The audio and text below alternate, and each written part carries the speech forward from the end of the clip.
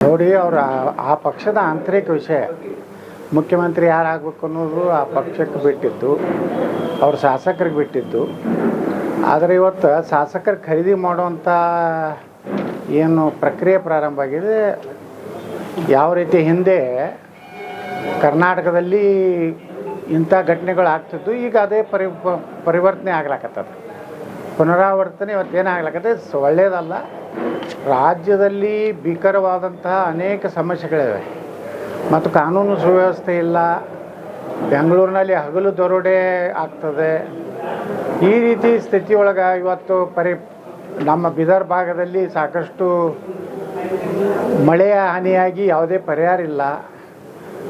ಎಲ್ಲಿಯೂ ಸಹ ಭ್ರಷ್ಟಾಚಾರ ಅಂತೂ ಇದು ವ್ಯಾಪಕವಾಗಿ ಇವತ್ತು ನಡೀತಿರೋಂಥ ಪರಿಸ್ಥಿತಿಯಲ್ಲಿ ಸರ್ಕಾರ ಯಾರು ಯಾವ ಜಾತಿಯವರು ಮುಖ್ಯಮಂತ್ರಿ ಆಗಬೇಕು ಅನ್ನೋದು ಮಹತ್ವ ಅಲ್ಲ.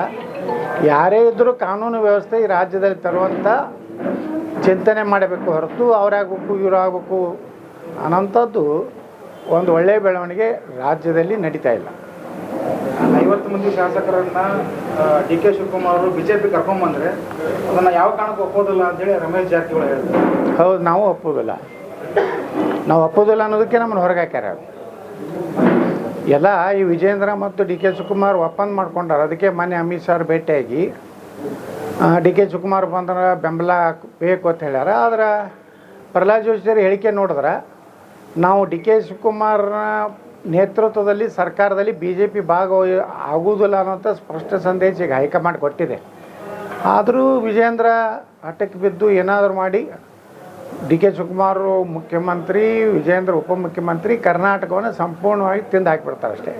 ಮತ್ತೇನು ಬದಲಾವಣೆ ಆಗೋದಿಲ್ಲ, ಒಳ್ಳೆಯ ಸರ್ಕಾರ ಕೊಡೋದಾಗೋದಿಲ್ಲ. ಅದಕ್ಕೆ ಬಹುತೇಕ BJP ಶಾಸಕರು ಯಾರೂ ಇದಕ್ಕೆ ಒಪ್ಪಿಗೆ ಇಲ್ಲ.